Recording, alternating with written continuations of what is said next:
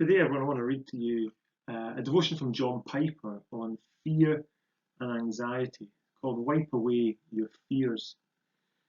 It deals really, I suppose, with something that many of us, perhaps most of us, or even all of us at some time or other face, and that is anxiety or fear.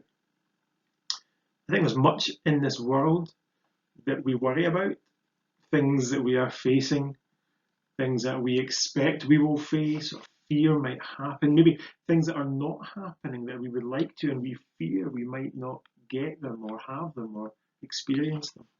And so we worry, we fear.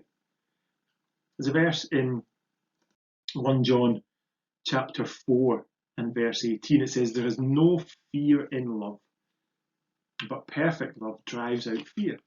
Because fear has to do with punishment. The one who fears is not made perfect in love. And so we can understand then that we need to understand and experience more of God's love. We want to dig deep to search and understand it in our lives so that less and less we experience fear. But let me read to you, and you can follow along on the screen, the devotion from John Piper. He says that someone might come to him or come to you and say this: "I have to deal with feelings of anxiety almost every day. And so I feel like my faith in God's grace must be totally inadequate. So I wonder if I can have any assurance of being saved at all." My response to this concern is, suppose you're in a car race and your enemy, who doesn't want you to finish the race, throws mud on your windshield. The fact that you temporarily lose sight of your goal and start to swerve does not mean that you're going to quit the race. And it certainly doesn't mean that you're on the wrong racetrack.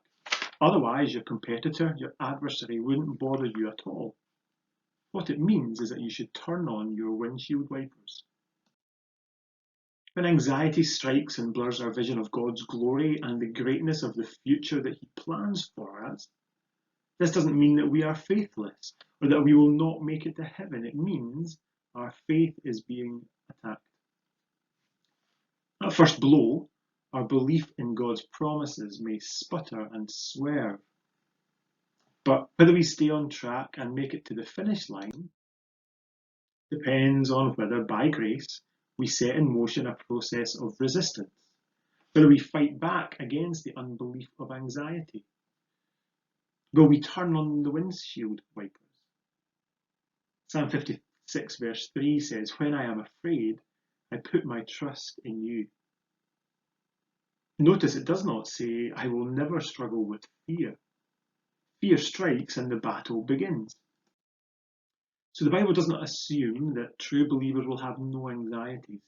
Instead, the Bible tells us how to fight when they strike. It tells us how to turn on the windshield wipers. I really like that. I think it's such a helpful picture, and it gives us great assurance, doesn't it? We may doubt, we may have fear, we may be anxious. But rather than being defeated by the attack of the enemy, we go to God. We trust Him that He knows what we are facing. We know He is with us. We know all things work for our good. He knows we are weak and He promises to forgive us. We know that we are perfectly loved. And we know that one day our fears will all be gone. So let me encourage you to think today about what might be troubling you. What fears are you facing? What anxiety has set in? Perhaps you can consider Psalm 56 verse 3. It says, when we're afraid, we put our trust in God. Perhaps you can also consider those verses from 1 John as well, that perfect love drives out fear, and you might meditate and contemplate the love of God for you. But let me also finish with these verses. Well-known verses in Philippians chapter 4, verse 6 and 7 say this: "Do not be anxious about anything, but in every situation by prayer and petition with thanksgiving, present your requests to God. And the peace of God, which transcends all understanding, will guard your hearts and your minds in Christ Jesus." And so even right now, as you finish the devotion, come and be honest with God. Come and confess your fears. Bring these things before Him.